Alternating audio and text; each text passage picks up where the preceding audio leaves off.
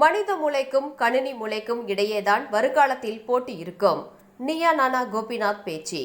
மனித மூளைக்கும் கணினி மூளைக்கும் இடையேதான் வருங்காலத்தில் போட்டி இருக்கும் என்று 7 ஆண்டுகளுக்கு முன்பே நான் சொன்னது தற்போது உண்மையாகிவிட்டதாக நியா நானா புகழ் கோபிநாத் தெரிவித்துள்ளார். பார்க்கல்வி குழுமத்தின் 3 பொறியியல் கல்லூரி மற்றும் ஆர்கிடெக்சர் கல்லூரியின் முதலாம் ஆண்டு மாணவர்களின் வரவேற்பு நிகழ்வு குழுமத்தின் கருமத்தப்பட்டி வளாகத்தில் நடைபெற்றது. இந்த நிகழ்ச்சியில் நியா நானா கோபிநாத் கார் டெக்னாலஜிஸ் நிறுவனத்தின் தலைமை செயல் அதிகாரி ராஜேஷ்குமார், கல்லூரி தலைவர் ரவி மற்றும் பார் குழுமத்தின் தலைமை செயல் அதிகாரி அனுஷ்யா ரவி ஆகியோர் சிறப்பு விருந்தினராக கலந்து கொண்டனர்.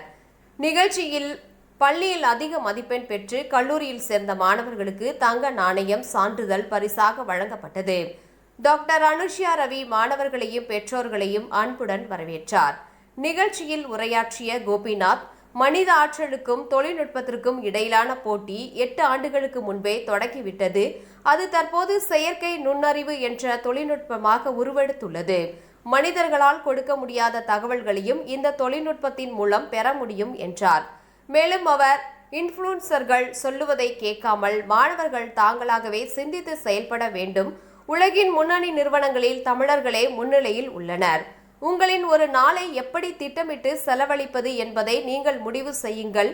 பிற ஆதிக்க சக்திகள் தீர்மானிக்க விடாதீர்கள். நமது இலக்குகளை அடைய நமது வாழ்க்கையில் தேவைப்படும் ஒழுக்கம் பற்றியும் அவர் பேசினார்.